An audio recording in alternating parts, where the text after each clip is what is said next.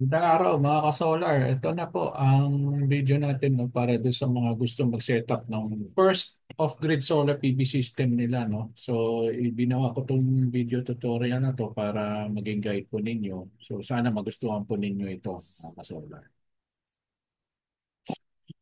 So, ang gagawin natin is ilista muna natin lahat ng mga materyales na kakailanganin natin para makapagbuo tayo ng solar PV system natin. So, at least yung off-grid solar PV system muna, no? So, nandiyan po sa screen ngayon ang lahat ng mga listahan na kakailanganin ninyo.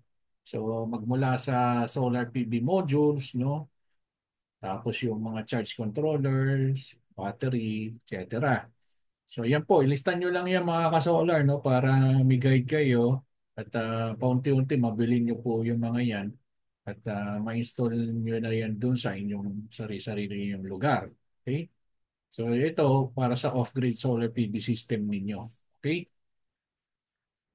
Yung mga materials na yan, so kung gusto nyo yung itsura niya, no, ito po yung mga itsura niya. Magmula sa 1A 1B, no? Yan, solar PV modules, no? Yung 1C, yan yung MPPT charge controller. 1D, yan yung sealed lead acid battery, no? Yung nabibili naman dyan sa suking tindahan ninyo ng mga baterya, no? Tapos, meron naman yung inverter, importante yan. Yung breakers, yung mga wires, no? Yung ilaw, yan, yung outlet, tsaka yung mga mechanical parts niyan like yung end clamps, yung mid clamp, no? Yung connectors, yung MC4 connector, importante yan.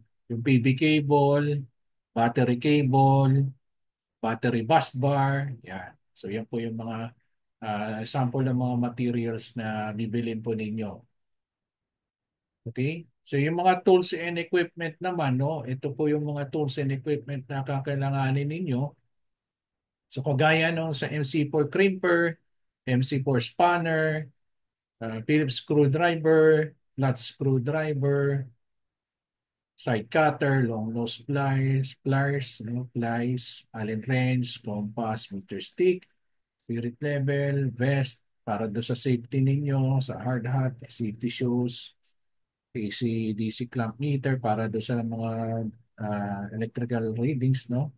Ayun, yung mga aluminum readings, yan, importante yan. So ito po yung tsura nila, yung mga tools and equipment natin. Yung 2A, yan yung crimper, MC4 crimper. Yung 2B, yung MC4 spanner. Yung 2C, yan yung Phillips screwdriver. Yung 2D is flat screwdriver, side cutter, long nose, pliers, Allen wrench, no? Yung sa orientation naman ng modules, no, yung compass 3A, yung sa slope ng modules 3C tsaka 3B, 3B and 3C.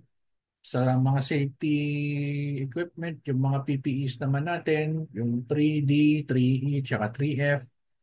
Tapos yung sa patungan ng mga PV modules, solar PV modules or solar panels, yung 3H. And lastly, yung of course, yung pang-measurement yung 3G. So ganito yung itsura ng setup ng mock-up ng ating off-grid solar PV system no, sa training center natin. So gamitin ninyo ito as your reference no, para makapagbuo kayo ng first setup ninyo ng off-grid solar PV system. Ito exercise na to actually pinabibigay ko to sa day 1 ng training natin doon sa Camarines Sur at saka sa Calamba no.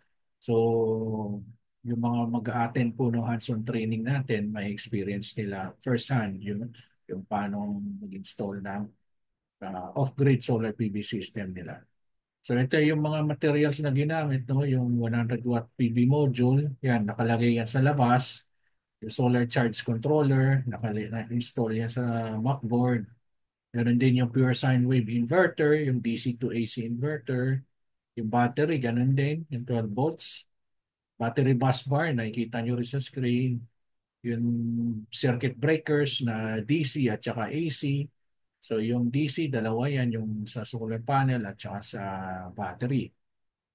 Meron naman yung sa AC, yung output ng inverter, no, yung 20 amps, no. Then bukod dyan, meron pang mga consumables like yung battery cable, red and black, parehas yan, set yan. Tapos two sets ng bulb receptacle para sa mga AC at saka DC LED lamps. Yung one gang switch, no, yung switch ninyo sa bahay, ganun din yan dito, i-install nyo. Pati rin na rin yung two gang outlet para doon sa mga appliances ninyo na 220 volts. Ayan, so yan po mga ka-solar, no. So hopefully makatulong yung ating video na to, no, para makapag-set up kayo ng inyong first off-grid solar PV system, no. So kung may mga questions po kayo or may mga inquiries, no, or kung gusto niyo magpakonsulta, no, so please follow us doon sa ating official Facebook page. So ganoon din po sa ating YouTube channel, no, na i-upload natin tong video na to para masundan ninyo at maging guide ninyo, no, dun sa mga first time na mag-install ng kanilang off-grid solar PV system.